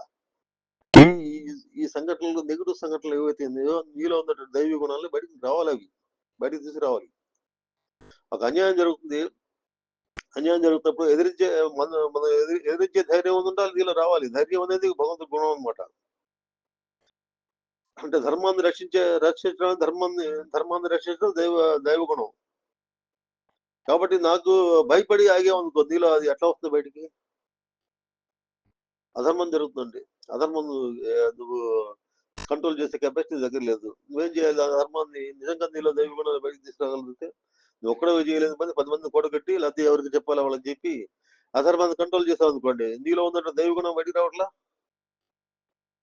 కాబట్టి మనకి ఎక్కడికక్కడ భయపడి అన్నింటిని సప్రెస్ చేసుకొని, మన దైవ గుణాలను సప్రెస్ చేసుకొని ఒక పురుగులాగా బతుకుతున్నాం. పురుగు కీటకంలాగా బతుకుతున్నారు ప్రతి ఒక్కళ్ళు కూడా. అటువంటి వాళ్ళు సాధన చేస్తే ఏం ఉపయోగం అండి? ఆ కీటకాలకి జంతువులకి ఏమన్నా వాళ్ళ కర్మలు అనుభవిస్తుంటే పోతుంటాయి. మనం కూడా అట్లా కర్మలు అనుభవిస్తున్నా పోతున్నాం. మనలో ఉన్న దైవిక గుణాలని బయటికి తీయాలంటే ప్రాబ్లమ్స్ ఫేస్ చేయాల్సిందే. మనలో ఉన్న దాన్ని ప్రాబ్లమ్స్ నీకు అసాధ్యమైనటువంటిది ఏం లేదు. ఎందుకని అసాధ్యమైనది లేదని ఎందుకు అంటున్నారు? ప్రతి ఒక్కరిలో భగవంతుడే ఉన్నాడు. భగవంతుడికి చేతకాని విషయం ఏమైనా ఉందా? భగవంతుడు చేయలేని విషయం ఏమైనా ఉందా? ఆ నమ్మకం ఉండాలి. నాలో భగవంతుడు ఉన్నాడు. నేను ధర్మాన్ని రక్షించగలను. ఆ భగవత్ శక్తి ధర్మాన్ని రక్షించగలను అని చెప్పేసి ఆ ధైర్యం, ఆ విశ్వాసం, భగవంతుడి మీద విశ్వాసం ఉంటుంది. ఆ విశ్వాసం రావాలన్నమాట. కాబట్టి ఆ విశ్వాసం వచ్చినప్పుడు ఆ విశ్వాసంతో మనిషి దైవ గుణం లోపల ఉన్నటువంటి అంత సూక్ష్మాతి సూక్ష్మంగా ఉన్నటువంటి లోపల ఉన్న గుణాలను బయటికి తీసేటువంటి అది సాధనే ఆధ్యాత్మిక సాధన అంటే. ఆధ్యాత్మిక సాధన అంటే ఏదో గురువు గారి దగ్గరికి వెళ్తే దీక్షిస్తాడు, ఒక 5 నిమిషాలు కూర్చుంటే అయిపోతుందని చెప్పి దీనిలో ఉండకూడదు. నిత్య జీవితంలో ఇవన్నీ తెలుసుకోవాలి. అసలు భగవత్ శక్తి అంటే ఏంటి? భగవంతుడు ఏ పనులు చేస్తున్నాడు? భగవంతుడు ఏ రూపంలో ఉన్నాడు? లోపల బాహ్య ప్రకృతిలో భగవంతుడు చేసే పనులేంటి? అంతర్ ప్రకృతి లోపల ఉండి భగవంతుడు ఏం చేస్తున్నాడు? మన ఆలోచనలకు మూలం ఏది? మనలో ఉన్న సమస్త క్రియలకు మూలం ఏది? ఈ జగత్తుకు మూలం ఏది? ఎవ్వని నుంచి జగమొబ్బది లోపల నుండి లీనమై ఎవ్వని ఎందుడెందు పరమేశ్వరుడు మూల కారణం ఎవడు అనాది ఉజ్జలేయుడెవడు సర్వము తానైన వాడెవడు ఈశ్వరుడు. అటువంటి ఈశ్వరుడు శరణవేడాలి. ఆ రావాలి ఆ భావన. దీనివల్ల ఎవరి చేత సృష్టించబడింది ఇది? ఎవరి చేత సంరక్షించబడుతుంది? అది భగవంతుని తెలుసుకోవాలి. ముందర భగవంతుడి గురించి తెలుసుకొని తర్వాత ఇన్ని రకాలుగా భగవంతుడు మనకి ప్రపంచాన్ని నడిపిస్తారు. కాబట్టి ఆ భగవంతుడు తప్పితే రెండోది లేదని చెప్పేసి అనేది తెలుసుకున్నప్పుడు ఏమైందంటే శరణాగతి వస్తుంది. అంటే మీకు సొంత ప్రయత్నాలు ఆపేస్తావు. ఇంకా చేస్తావు, దానివల్ల ధర్మబద్ధంగా బతుకుతావు తప్పితే నువ్వు సొంతంగా అది కావాలి ఇది కావాలి అనేటువంటి కోరికలు అనేది ఎప్పుడైతే కోరికలు తగ్గిపోతాయి. కోరికలు తగ్గిపోవడం అనేది ఆధ్యాత్మిక ప్రగతికి. ఇంకా కోరికలు ఎప్పుడైతే తగ్గిందో ఎనర్జీ అనేది లోపల సద్గురువు యొక్క అనుగ్రహం వల్ల ఏమైందంటే కుండలిని యాక్టివేషన్ అనేది ప్రక్రియ ఆటోమేటిక్‌గా జరిగిపోతది. ఎప్పుడైతే నీలో ఈ స్థితి ఏర్పడుతుందో, భగవంతుడి పట్ల సంపూర్ణమైనటువంటి శరణాగతి ఎప్పుడైతే నువ్వు ఆ భావం చేస్తావో, అప్పుడు భగవంతుడు ఏం చేస్తాడు? నీకు దారి చూపిస్తాడు. దారి చూపించడం అంటే అంతర్గతంగా లోపలికెళ్ళే దారి అంటే ఎట్లా తెలుస్తుంది? నువ్వు చేసే జపాలు, తపాలు ఇవి కాదండి దారి చూపించేది. సద్గురువు యొక్క కృపతోటి, ఒక ఒక సిద్ధ గురువు యొక్క కృపతోటి ఆ కుండలిని యాక్టివేషన్ జరుగుతుంది. కుండలిని యాక్టివేషన్ అంటే కుండలిని యాక్టివేషన్ ఏంటంటే బయటికి ప్రసరించే అది ప్రాణశక్తి ఏదైతే ఉందో అది అది అంతర్గతంగా ప్రయాణం 2 రకాలుగా ప్రయాణం చేస్తుంది ప్రాణశక్తి. ఒకటేమో బాహ్యంగా ప్రపంచాన్ని చూపిస్తుంటది. లోపల అంతర్ ప్రపంచాన్ని తీసుకెళ్ళేది ఇంకో శక్తి, సగం శక్తి లోపలికి లోపలికి ట్రావెల్ చేసేటువంటి విధంగా ఉంటుందన్నమాట. సగం శక్తి ఏమో బాహ్య ప్రపంచానికి లింక్ చేస్తుంది. సగం శక్తి అంటే మూలాధారంలో స్టాటిక్‌గా ఉంటుందన్నమాట. అంటే ఒక నిద్రాణంగా ఉంటుందన్నమాట. ఎప్పుడైతే గురు కృప ద్వారా ఆ కుండలిని శక్తి యాక్టివేషన్ జరిగిందో, జరిగినప్పుడు అప్పుడు అంత ప్రయాణం అనేది మొదలైంది. మొదలైన తర్వాత నీ ఆలోచనలు ఎలా ఉండాలి? ఈ విధంగా ఉండాలి. హృదయగతంగా ఉండాలన్నమాట. ఏ పని చేస్తే మన ఎనర్జీ లెవెల్స్ డౌన్ అయితే ఆ పని చేయకూడదండి. ఏ పని చేస్తే మన ఎనర్జీ లెవెల్స్ పెరిగితే అటువంటి పనులు చేయాలి. ఎనర్జీ లెవెల్స్ అంటే లోపల ఉన్న ప్రాణశక్తి అనమాట. ప్రాణశక్తి మన ఆలోచనల ద్వారా పెరగడం, తరగడం అవుతుందన్నమాట. ఆలోచనలు. ఆలోచనలో సాత్వికత ఉందనుకోండి పెరుగుతూ ఉంటుంది. ఆలోచనలో నెగటివిటీ ఉందనుకోండి, చెడుని ఎక్కువగా ఆలోచిస్తాం అనుకోండి, ఎనర్జీ అంతా పోతున్నట్టే. ఇప్పుడు మనకి శరీరం ఉండేటువంటి ఈ చెరువుకి 6 రకాల తూములు ఉన్నాయండి. అరిషడ్ వర్గం అంటారు దాన్ని. శరీరాన్ని ఒక చెరువుగా భావిస్తే శరీరంలో ప్రాణశక్తి వస్తుంటుంది. లోపల హృదయం నుంచి ప్రాణశక్తి నిరంతరం ప్రొడ్యూస్ చేస్తుంటుంది. అది వేస్టేజ్ ఎట్లా అవుతుందండి? దానికి ఓపెన్ చేస్తున్న 6 తూములు ఓపెన్ చేసి పెట్టాం కదా! అందులో ఏముంటుంది? ఎనర్జీ ఉంటుందా? అరిషడ్ వర్గం అంటారు. 6 తూములు అంటే అరిషడ్ వర్గం. కామం, క్రోధం, లోభం, మోహం, మదం, మాత్సర్యం అనేవి ఈ 6 ఎనర్జీ లాస్‌కి ఉపయోగపడతాయి. ఎనర్జీ నిరంతరం డ్రైన్ అయిపోతుంది దానివల్ల. కాబట్టి అవి ఉన్నంత కాలం నీకు లోపలికి ఆహ్, ఎనర్జీ లెవెల్స్ డౌన్ అయ్యే ఉంటాయన్నమాట. మనసు పరిధిలో ఉంటావు. నువ్వు ఎప్పుడైతే వాటిని క్లోజ్ చేసావో, ఆ తుమ్ములు క్లోజ్ చేసేసి మంచి పనులు చేసిపోయావనుకో, సహనం, ఓపిక హృదయాన్ని కనెక్ట్ అయ్యావనుకో, కనెక్ట్ అయినప్పుడు ఏమైతుంది? ఎనర్జీ లెవెల్స్ పెరుగుతూ ఉంటదన్నమాట. ఒక సిద్ధ గురువులో మామూలు వ్యక్తిలో సిద్ధ గురువు తేడా అది. వీడు సిద్ధ గురువు దేనితోటి హృదయంతోటి కనెక్ట్ అయ్యి ఉంటాడు. వాడు మనవాడు అందరం మనవాళ్ళే అనుకుంటాడు సిద్ధ గురువు. అందరిలో ఉన్న చైతన్యం ఒకటే అనుకుంటాడు సిద్ధ గురువు. అందరి మేలు కోరుకుంటాడు సిద్ధ గురువు. మనం అట్లా కాదు. మనం ఏం చేస్తుంటామంటే మనలో అదే శక్తి ఉంది. భగవత్ శక్తే ఉంది. ప్రతి ఒక్కరిలో ఆ గురువులో అదే శక్తి ఉంది. మామూలు వాళ్ళలో కూడా అదే శక్తి ఉంది. కానీ వీడు ఆలోచన విధానం ఎట్లా ఉంటుంది? ఇది నెగెటివ్ వైపు ఉంటుంది. వీడి ఆలోచన విధానం పాజిటివ్ వైపు ఉంటదన్నమాట. కాబట్టి అది తెలుసుకోవాలి. మనం ప్రోగ్రెస్ వైపుకి వెళ్ళాలంటే మనం కూడా పాజిటివ్‌నెస్ ప్రతి క్షణం గూడా మనమేంటంటే హృదయంతోటి కనెక్ట్ కావాలి. మనం చేసే ప్రతి పని కూడా హృదయంతోటి కనెక్ట్ కావడం అంటే మనం చేసేది పని శ్రద్ధగా చేయాలండి. శ్రద్ధగా చేసినప్పుడు ఏమవుతుందంటే తృప్తి ఏర్పడుతుంది. తృప్తి. అది హృదయంతోటి కనెక్షన్. అనుభూతిని మిగులుస్తుంది. చక్కగా చేసామా, ఒక పెయింటింగ్ చక్కగా ఏసామండి. చక్కగా చూడంగానే మనకి ఆనందం కలగదు. లేకపోతే ఎవరైనా పెయింటింగ్ చక్కగా ఎవరైనా తీసుకొచ్చి చూసారు. బ్రహ్మాండంగా వేసాడు. ఎవరు ఏయలేదు. చక్కగా నేచురల్‌గా ఏసాడని చెప్పేసి. ఆ తృప్తి అనేది, ఆనందం అనేది కలగదు. అంటే ఒక పనిని శ్రద్ధగా చేసినప్పుడు, ఎవరు చేయలేని విధంగా చేసినప్పుడు అనుభూతి అనేది ఉంటదండి. తృప్తి అనేది ఉంటుంది. కాబట్టి ఫస్టు ఏం జే మనం ఎక్కడి నుంచి మొదలుపెట్టాలి యోగం? యోగం కర్మసు కౌశలం. కర్మని శ్రద్ధగా చేయడం తెలుసుకోవాలి ముందర. కర్మని ఎంత బాగా చేయొచ్చో తెలుసుకోవాలి. నాకు రాదండి అని చెప్పనకూడదు. నాకు ఆ పని రాదు, చేయకూడదు. ప్రయత్నం చేయాలి. ఎందుకు రాదు? నీలో సమస్త శక్తులున్నాయి. నాకు డ్రైవింగ్ రాదు అని చెప్పేసి కూర్చున్నావనుకో డ్రైవింగ్ వస్తుందా? ప్రయత్నం చేస్తే కదా సైకిల్ నేర్చుకుంటున్నాడు. సైకిల్‌లో ఫస్ట్‌లో ఎవరికి రాదు కింద పడుతుంటారు. నేర్చుకోగా అసలు చేతులు 2 వదిలిపెట్టి కూడా తొక్కుతారు. కాబట్టి ఏ పని మనకు అసాధ్యం కాదు. ఆ మనసుని ట్రైనప్ చేయటంలో మనసుని ఆ రకంగా ఏకాగ్రపరిచి శ్రద్ధగా అందులో శ్రద్ధ, ప్రేమ అనేది గనక మిళితం చేస్తే ఏమవుతుందంటే మన జీవితం ఏమవుతుంది? జీవితం అనేది ఆహ్, ఆహ్, అది మీరు ప్రత్యేకంగా ఇంకా సాధన ఏం చేయక్కర్లా. భగవంతుడు కనెక్ట్ అయితాడనమాట. మనం చేసే ప్రతి పనిని భగవంతుడు మనలో ఉండే ప్రతి క్షణం, ప్రతి ఆలోచనని భగవంతుడు గమనిస్తుంటాడండి. భగవంతుడు గమనిస్తుంటాడు. కానీ మనం హృదయగత భావాలు లేకుండా మనం మనసు పరిధిలో ఉందనుకోండి వదిలేస్తాడు. మనసు పరిధిలో ఉంటే పట్టించుకోడు భగవంతుడు. ఓన్లీ కర్మలు ఫారం అవుతుంటాయి. ఎప్పుడు పట్టించుకుంటాడు? నీ మనసు మనసులో ఆ దైవ గుణాలతోటి ఆ అనుభూతులతోటి ఇప్పుడు పత్రం, పుష్పం, ఫలం తోయమండి అన్నాడు. ఏదైనా భగవంతుడు అంటున్నాడు. పత్రం కాదు, పుష్పం కాదు, ఆకు కాదు, పువ్వులు కాదు, నీళ్ళు ఆఖరి నీళ్ళు పోతే కూడా భగవంతుడు సంతోషపడతాడు. ఎప్పుడు అక్కడ హృదయం కనెక్ట్ కావాలి. మనస్ఫూర్తిగా హృదయపూర్వకంగా సమర్పించినప్పుడు భగవంతుడు స్వీకరిస్తాడు. భగవంతుడు ఇంత ఇంత పెద్ద బ్రహ్మాండాన్ని సృష్టించినటువంటి భగవంతుడు ఎంత ప్రకృతి రూపంలో ఉండే భగవంతుడు నీలో కూడా ఉన్నాడంటే అర్థం ఏంటి? నీ మీద ఎంత ప్రేమ ఉంది ఆయనకి. కాబట్టి ఆయన గుర్తించినప్పుడు, లోపల భగవంతుడు ఉన్నాడని గుర్తించినప్పుడు మనం ఆలోచనల ప్రపంచం పరిగెత్తడం అనేది ఆగుతుంది. ఆ పరుగు ఆగిపోతుంది. కాబట్టి ఆయనలో మనలో ఉండే ఆయన ఉన్నాడు చూస్తా అన్నప్పుడు మనం తప్పు పని చేస్తామా?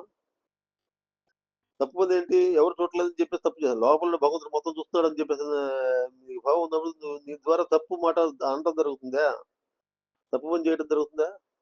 కాబట్టి భగవంతుడు లేడని విశ్వసిస్తావు కాబట్టి నువ్వు అని చేస్తున్నావు తప్పు. నీతో చెడు జరుగుతుంది. ఉన్నాడని చెప్పేసి నువ్వు ఎప్పుడు తప్పు చేయవు. అర్థం కదా? కాబట్టి ఆ భగవంతుడి మీద విశ్వాసం అంటే ఏంటి? భగవంతుడి మీద విశ్వాసం ఉన్నప్పుడు మనం ఎప్పుడు కూడా మనం పాజిటివ్ థింకింగే ఉంటుంది అక్కడ. అక్కడ మంచి లక్షణాలే ఉంటాయి.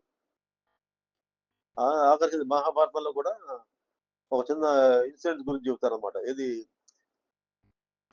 దుర్యోధనుడు చివరికి దెబ్బతిని అన్ని అందరిని పోగొట్టుకొని చివరికి యుద్ధంలో కూడా భీముడి చేత తొడలు వెనక్కొట్టబడి కింద పడి ఉంటాడు అనమాట. అప్పుడు కృష్ణుడు చూడటానికి దగ్గరికి వెళ్ళినప్పుడు ఆయన ఆయన చనిపోయే ముందర అంటాడనమాట, కృష్ణ నువ్వేమో అందరిలో ఉంది, అంతర్యామిగా ఉంది, ఆ పాండవుల చేత అన్ని మంచి పనులు చేయించావు, నా చేత అన్ని చెడ్డ పనులు చేయించావు, నన్ను చెడుకు వాడుకున్నావు, వాళ్ళని మంచికి వాడుకున్నావు అని చెప్పంటారు.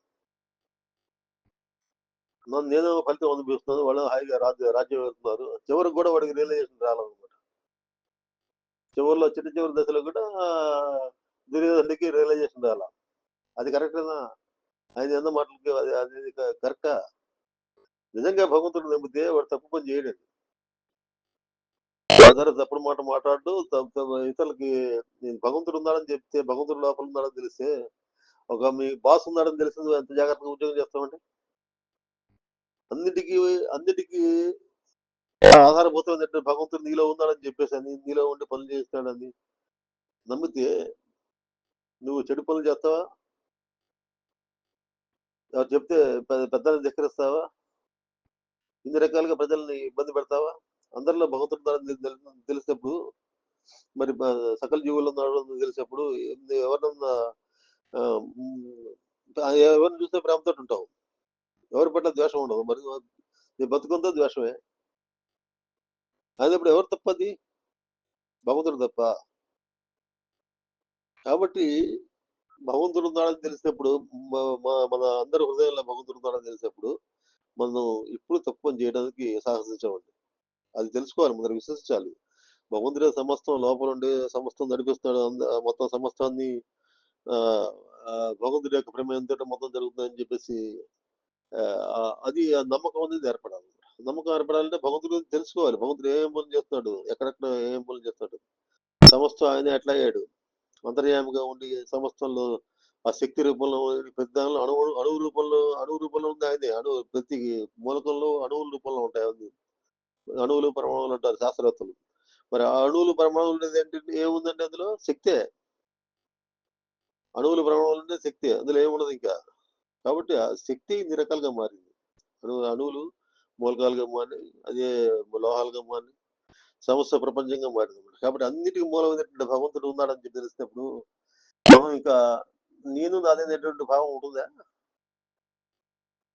ఆ భావాలు అవి అయిపోతాం. సాధన లోపించడానికి కారణం ఏంటంటే మనలో స్పందన లేకపోవటమే. మనం ప్రపంచంతో సరైన సంబంధం పెట్టుకోకపోవటమే సాధనలు లేకపోవడం. అందరు చేస్తుంటారు, పూజలు చేస్తుంటారు, నమస్కారాలు చేస్తుంటారు, కానీ హృదయంతో సంబంధం పెట్టుకోరండి. అనుభూతులకి ఇంపార్టెన్స్ తెలియదు. తిరుపతి వెళ్తారు, తిరుపతి వెళ్ళి వస్తుంటారండి అందరూ. ఏమైనా అనుభూతులు ఉంటాయా? పొద్దుగులు వెళ్ళిన దగ్గర నుంచి మొదలు పెట్టిన దగ్గర నుంచి అక్కడ ఉన్నటువంటి దాన్ని చూస్తారు. ఇది అక్కడ తోచుకోవటాలు, అన్యాయాలు, దుర్మార్గాలు ఇవే చూస్తుంటారు అన్నమాట. అక్కడ అనుభూతి ఏమైనా ఉందా? వెళ్ళొస్తారు శుభ్రంగా. ఆ లైన్‌లో విద్యార్థులు లైన్‌లో కూర్చుంటే వాళ్ళు తిట్టుకుంటారు.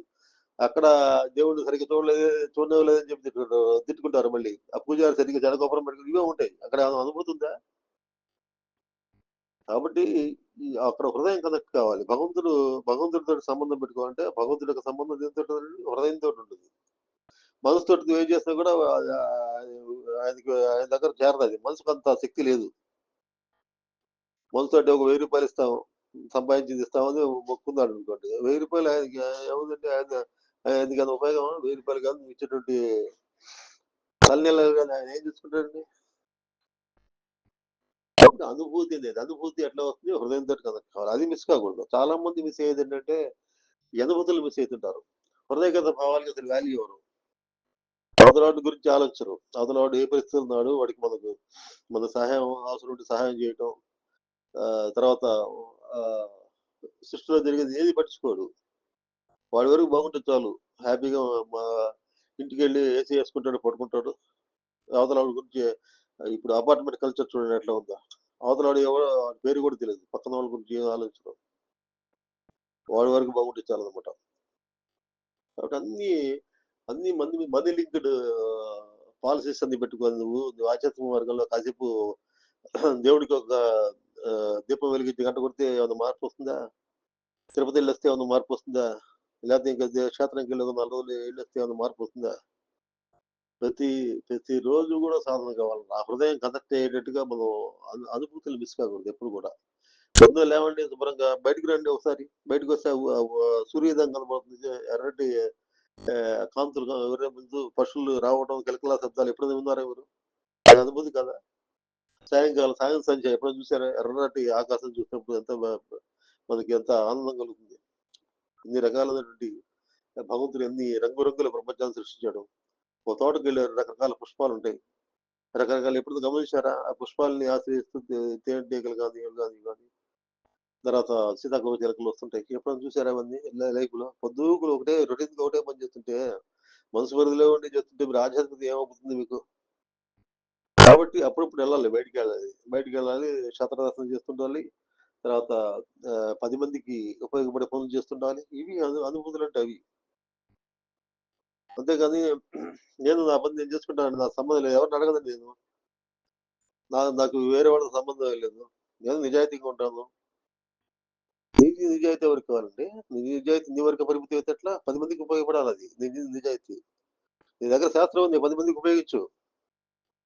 మంచి చెప్పు 10 మందికి. నిష్కామంగా చెప్పు.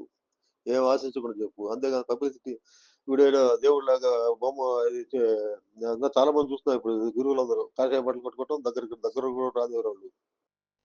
దూరం ఉంటుంటారు. వ్యక్తిగా చూడలేనివాడు వాడేం గురువండి? వాళ్ళలో భగవత్ శక్తి లేదా? వీళ్ళలోనే ఉంది భగవత్ శక్తి. వాళ్ళే లేదా? ఆదిశంకరాచార్యులు ఇట్లాగే కాశీ నగరంలో వెళ్తున్నప్పుడు ఆయన శిష్యులు వీళ్ళందరితో కలిసి వెళ్తుంటారు. శివోహం అని పోతుంటాడు ఆయన. పోతుంటే ఆయన ఎదురుగా ఒక మామూలు వ్యక్తి అనమాట. చెప్పులు కుట్టేవాడు అనమాట. ఎదురుగా వస్తే ఆయన తప్పుకో గురుగారు వస్తారండి. ఎవరు తప్పుకోమంటున్నావు నువ్వు? శరీరాన్న లోపల ఉంది ఆత్మదా? నాలో ఉంది ఆత్మ, నీలో ఉంది ఆత్మే. ఎవరు ఆత్మ ఎక్కడికైనా వెళ్తుందా? దానికి ఏమన్నా వెళ్ళే ప్లేస్ ఏమైనా ఉందా? ఆత్మ తప్పితే రెండోది ఉంది ఎక్కడ? నువ్వు ఎవరు తప్పుకోమంటున్నావు అని చెప్పేసి అడుగుతాడు ఆయన. ఈశ్వరుడే అడుగుతాడు ఆ రూపంలో వచ్చి. అంటే అంత పెద్ద జ్ఞానస్థితి పొందినటువంటి ఆది శంకరాచార్యులు కూడా పొరపాటు పడ్డాడు. కాబట్టి మనం ఏంటంటే సాధన అంటే ఏదో ప్రత్యేకించి మనసుతో చేసేది అనేది మీరు అనుకోకూడదండి. మనసుతోటి చేసేదే సాధన అని చెప్పేది ఆ భ్రాంతిలో ఎవరు ఉండకూడదు. మనసుతోటి చేసేది అది అణువి సాధనలు అంటారు. నీలో స్పందన ఉండాలి. స్పందన అంటే ఏంటంటే సంఘటనలు చూసి నువ్వు దాన్ని స్పందించే గుణం అన్నమాట. పాజిటివ్‌గా స్పందించే గుణం. సహాయం చేసే గుణం అన్నమాట. ఆ గుణాలు ఎంత పెరుగుతుంటే మనిషి అంత ఉన్నతమైన స్థితికెళ్తాడండి. గాంధీ మహాత్ముడు ఎందుకున్నారండి? ఆయన పని ఆయన చూసుకుంటే మహాత్ముడు అంటారా? ఆయన ఈ ప్రపంచ మన దేశంలో జరుగుతున్నటువంటి ఈ అణిచివేతలను చూసిన తర్వాత ఎట్లైనా స్వాతంత్రం తీసుకురావాలి. దేశానికి సహాయం చేయాలని చెప్పేసి దేశ ప్రజల కోసం తప్పించాడు నిరంతరం. దేశ ప్రజల కోసం ఆయన ఆహ్, చెప్పాడు ఏ రకంగా చేయాలి, సాధన ఎట్లా చేయాలి అనే అది విధానం, సాధన అహింస. అది మెయిన్ మూల సూత్రం అహింస అనమాట. ఆయన చెప్పింది మెయిన్. హింస అనేది హింసా ప్రభుత్వం వదిలేయమని చెప్పాడు. తర్వాత దేశ ప్రజలందరూ ఇబ్బందులు పడుతున్నారు. ఆయన దగ్గర ఆస్తి కోట్లలో ఉంటుంది. బారిస్టర్‌గా చేశాడు ఆయన. డబ్బులున్నా కూడా ఆయన కొల్లాయి గుడ్డలతోటి ఆయన బతికినంత కాలం అట్లాగే బతికాడు. 2 ధోవతి, పూతరేయం అంతే. చొక్కా కూడా వేసుకోవాల. ఎందుకని? ఇదంతా సమిష్టికి సంబంధించిన డబ్బులు. అందరూ ఇంతమంది ఇబ్బంది పడుతున్నారు. ఇంతమంది పేదవాళ్ళున్నారు. వాళ్ళందరూ నా వాళ్ళే. నా వాళ్ళు బాధపడుతుంటే నేను ఒక్కడిని ఎట్లా జలసా చేస్తాను? అందుకని మహాత్ముడయ్యాడు. అందరి గురించి పట్టించుకున్నాడు కాబట్టి మహాత్ముడయ్యాడు. మీలో గొప్పతనం, మీలో డిగ్నిటీ పెరగాలంటే మీరు కూడా ఏంటి మీకున్నటువంటి ఇండివిడ్యువాలిటీని వదిలేయాలి. ఇక నా వరకు తాలే, నేను బాగున్నానులే, దేవుడా నన్ను నా పిల్లల్ని జాగ్రత్త చూడు అని చెప్పి అనుకున్నంత కాలం నువ్వు అదే స్థితిలో ఉంటావు. ఇప్పుడు అన్నాళ్ళైనా అదే స్థితి. నీ స్థితి మారాలంటే 10 మంది గురించి ఆలోచించాలి. 10 మంది మేలు కోసం, క్షేమం కోసం నువ్వు ఏం చేస్తున్నావు, ఏం చేయగలుగుతున్నావు. చిన్న పని, చిన్న చిన్న పనులతో మొదలు పెట్టాలి. నీకు చేతనైన పని ఏదో ఒకటి. నీకేది లేదండి, ఇప్పుడు ఇప్పుడు మెతుకు జీవికి పెడుతుండండి, పశువులకు కానీ వాటి కుక్కలకు కానీ పెడుతుండండి. లేకపోతే నీ దగ్గర అసలు డబ్బులే లేవు. 10 మందికి నీ దగ్గర ఎనర్జీ ఉంది. ఎనర్జీ తోటి, నీ శక్తి తోటి 10 మందికి సహాయం చేయండి. అవసరం వచ్చిన వాళ్ళకి, అవసరం ఉన్న వాళ్ళకి చారిటీస్ కిందటు. ఇప్పుడు మామూలుగా ఇప్పుడు అంతకుముందు మేము రామకృష్ణ మిషన్ లో ఉన్నప్పుడు మేము ఏం చేసేవాళ్ళం అంటే, ఒక స్వామీజీతో కలిసి ఈ ఏమన్నా వరద బాధితులు వాళ్ళంతా ఉంటారు కదా, అటు అటు మేము దీనికి వెళ్ళేవాళ్ళం, సేవ కోసం వెళ్ళేవాళ్ళం. అక్కడికి వెళ్ళి డిస్ట్రిబ్యూషన్ చేయటం, వాళ్ళ ఇళ్ళకి వెళ్ళి పలకరించడం చేయటం, అటు కూడా చేసేవాళ్ళం మేము. రామకృష్ణ మిషన్ లో ఉన్నది ఫస్ట్ లో. రామకృష్ణ మిషన్ లో ఉండి సేవా కార్యక్రమంలో పాల్గొనేవాళ్ళం. అట్లా అందులో స్వార్థం ఏమైనా ఉందా, నా స్వార్థం ఏమైనా ఉందా? జనాలు సఫరర్స్ ఉన్నారు కాబట్టి వాళ్ళ దగ్గర పోయేవాళ్ళం. పోయి వాళ్ళకి కావాల్సిన ఉంది ఆ మఠం తరపున మేము ఇచ్చేవాళ్ళం అనమాట. ఇట్లా చేసాం, మొదటి నుంచి చేసాం. అది తృప్తి. నేను ఉద్యోగం చేశాను. నేను ఉద్యోగం చేస్తే ఆ ఉద్యోగం ముఖ్యమైన కీ పాయింట్ ఇచ్చారు నాకు. అందరికి పనులు చేసి పెట్టే ఇది ఇచ్చారు నాకు. దాన్ని వాడి కాగితం అనగానే వెంబడే ఫైల్ పెట్టడం, వాడికి కావాల్సిన పని చేసి పెట్టడం అని చేసాం. వాడికి ఆనందపడటం, అది కూడా సేవే. అలా కాకుండా అన్ని పక్కన మూలన పడేసి వాడు వచ్చి 10 సార్లు తిరిగిన తర్వాత వాడు డబ్బులు పదో పరకో ఇస్తే చేయటం అనేది అది అది అది అది ఇది కదా, నెగిటివ్ కదా. అది తృప్తి ఉంటుంది అందులో. డబ్బులైతే వస్తాయి, తృప్తి ఉండదు. వాళ్ళందరూ తిట్టుకుంటారు అందరూ. ఆ శాపాలు తగులుతాయి అనమాట. కాబట్టి మనం చేసే ప్రతి పని, ఏ చిన్న పని అయినా సరే సమాజ హితం మనకు స్కిల్ఫుల్ గా చేయాలి, నేర్పుగా చేయాలి, 10 మందికి ఉపయోగపడే విధంగా చేయాలి ఏ పని చేసినా కూడా. అది యోగం అంటే. యోగం కర్మసు కౌశలం, సుకౌశలం. కర్మని శ్రద్ధగా చేయటం, కర్మను జాగ్రత్తగా చేయటమే. మన జీవితంలో జరిగేటువంటి అనేక 24 గంటలు అనేకం జరుగుతుంటాయి. అన్ని ఏం జరిగినా కూడా అది మనం శ్రద్ధగా మన దానిలో తెలుసుకొని చేయాలన్నమాట. అనుభూతితో చేయాలన్నమాట. అర్థం కాలే, ప్రేమగా చేయాలన్నమాట. ఒక పని చేసేటప్పుడు అరే నాకే వచ్చిందిరా ఇది, నాకు హాయిగా కూర్చుంటే సెల్ ఫోన్ చూసుకోవచ్చు, లేకపోతే టీవీ చూసుకోవచ్చు, సినిమాకి వెళ్ళొచ్చు, ఈ ఆలోచనలో పరధ్యానం ఉండకూడదు. ఆ పని మీదే కేంద్రీకరణ ఉండాలి. మనసు, వాక్కు, కర్మ ఆ 3 కలవాలి. అదే యోగం అంటే. కాబట్టి ఈ యోగ స్థితి అందరికి రావాలని చెప్పేసి మనం గురుమండలిని ప్రార్థిస్తూ అందరూ మరి చక్కగా ఛానల్ని సబ్స్క్రైబ్ చేసుకునే వాళ్ళు ఎవరంటే సబ్స్క్రైబ్ చేసుకోండి ఛానల్ని. ఎందుకంటే అందులో మీకు చాలా ఉన్నాయి మీరు చూడాల్సినవి. ఇప్పుడు నేను చెప్పినవన్నీ అందులో పెడతాం. అందులో దాదాపు ఇప్పటికే దాదాపు ఒక 100, 120 ఉన్నాయి అందులో. ఒక 50 మామూలు ఉన్నాయి, వాయిస్ మెసేజ్లు ఉన్నాయి ఇప్పుడు కొత్తగా ప్రారంభించినవి. అవి కాకుండా అంతకుముందు పాతవి కూడా పెట్టాం. ప్లే లిస్ట్ లో ఉంటాయి. ప్లే లిస్ట్ కొడితే మీకు అవి కూడా వస్తాయి. అందులో ఛానల్లో వస్తున్నాయి కాబట్టి చూసుకోండి. చక్కగా చక్కగా అందరూ బాగా మంచి సాధన చేయండి. సాధన అంటే ఏంటో తెలుసుకొని చేయండి. సాధన అంటే హృదయం కనెక్ట్ కావాలి, గుర్తుపెట్టుకోండి మీరు. అనుభూతి ఉండాలి. అనుభూతులతో కూడిందే సాధన. అనుభూతి మిస్ అయితే అక్కడ ఏమి ఉండదు. భగవంతుడు ఉన్నాడని చెప్పి అనుభూతి చెందాలి నువ్వు. లోపల భగవంతుడు ఉండి మన సర్వం చర్యలకు కారణం ఆయనే అని చెప్పేసి, సమస్తం ఆయనే చేస్తాడని చెప్పేసి అనుభూతి అనేది నీకు ఏర్పడకపోతే నువ్వు భగవంతుడి గురించి నీకు ప్రేమ ఎట్లా వస్తుంది? వ్యక్తిని గురించి తెలుసుకోకపోతే, వ్యక్తి గురించి తెలుసుకోకపోతే వ్యక్తి యొక్క గొప్పతనం నీకు ఎట్లా తెలుస్తుంది? ఒక పీఎం మోడీ ఉన్నాడండి. మోడీ గురించి చేసిన పనులు చూస్తే ఆయన రాంగానే అబ్బో! పెద్దాయన వచ్చాడని చెప్పి అందరూ చూడటానికొస్తారు. ఆయన గురించి ఏం తెలుసుకోలేదు. ఆయన బజార్‌లో పోతుంటాడు. ఎవరన్నా పట్టించుకుంటారా?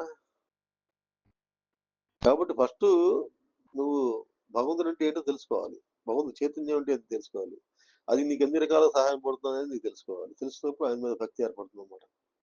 భక్తి ఏర్పడి ఇదంతా ఆయనదే ఆయన క్రియేషనే కాబట్టి ఆయన క్రియేషన్‌కి మనం హాని చేయకూడదు. అదన్నీ మనం ఆయన ఆయన ఇప్పుడు ఆహ్, భగవంతుడు బిడ్డలని చెప్పి తెలుసుకున్నప్పుడు అందరూ భగవంతుడి సృష్టి అని తెలిసినప్పుడు అవతల వాడిని నువ్వు ఒక మాట అంటావా?